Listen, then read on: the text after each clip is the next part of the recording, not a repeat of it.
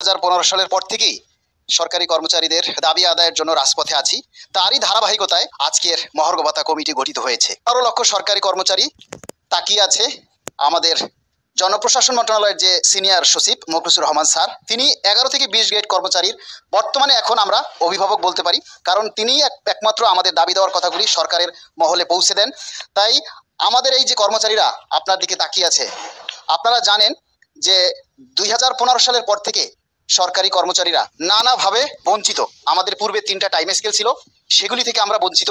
একটা selection grade ছিল, সেগুলি থেকে আমরা বঞ্চিত। 2টা পে স্কেলের টাইম পেরিয়ে গেছে। এরপরে এই 10 বছরে যে দ্রব্যমূল্যের পরিবর্তন, সবকিছু আপনারা জানেন। শুধু একটা পরিবর্তন হয় নাই, সেটা হচ্ছে সরকারি কর্মচারীরা 2015 সালে 8,250 টাকায় চাকরিতে ঢুকেছে। আজকে 24 সালেও সে 8,250 টাকাতেই আছে।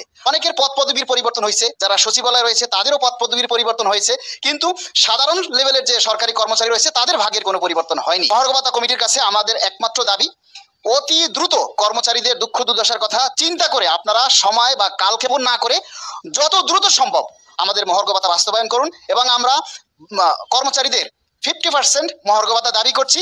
এরই সাথে যত দ্রুত সম্ভব যে একটা পে কমিশন গঠন করে যান।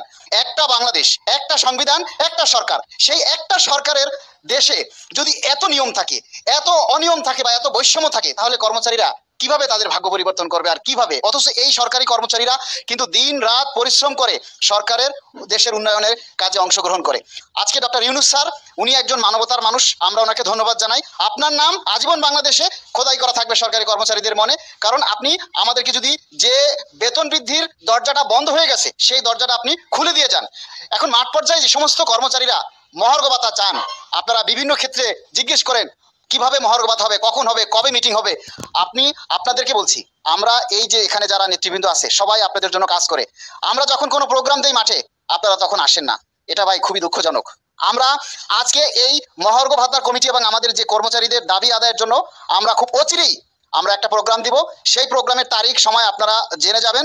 তখন আপনাদের কাছে বিনীত প্রার্থনা, বিনীত আবেদন থাকবে, আপনারা অন্তত ঢাকা শহরে যারা আছেন, আপনারা সেই প্রোগ্রামে উপস্থিত হয়ে আপনাদের দাবি দেওয়ার কথা প্রমাণ করবেন। আপনারা যে কষ্টে আছেন, আপনাদের যে বেতন বৃদ্ধি দরকার, এই জিনিসটা আপনারা প্রমাণ করবেন। এবং এই যে যারা নেতৃবৃন্দ রয়েছে, যারা নেতৃত্ব দেয়, তাদেরকে আপনারা সহযোগিতা করবেন। আপনারা যদি মাঠে না আসেন, তাহলে ঘরে বসে যদি সারা বছরও চিল্লান, কোনো দাবি আমাদের আদায় হবে না। এই একটাই আপনাদের কাছে আহ্বান, আপনারা মাঠে আসবেন। কর্মসূচি দিলে আপনারা আপনাদের উপস্থিতি দিয়ে প্রমাণ করবেন যে আমরা কষ্টে আছি, আমাদের দাবি দেওয়া অতি সত্বর আদায় করা প্রয়োজন। উপস্থিতির উপরে নির্ভর করবে আমাদের দাবি দেওয়াটা আসলে কতটুকু বাস্তবায়ন হবে কি হবে না। তো ধন্যবাদ সবাইকে।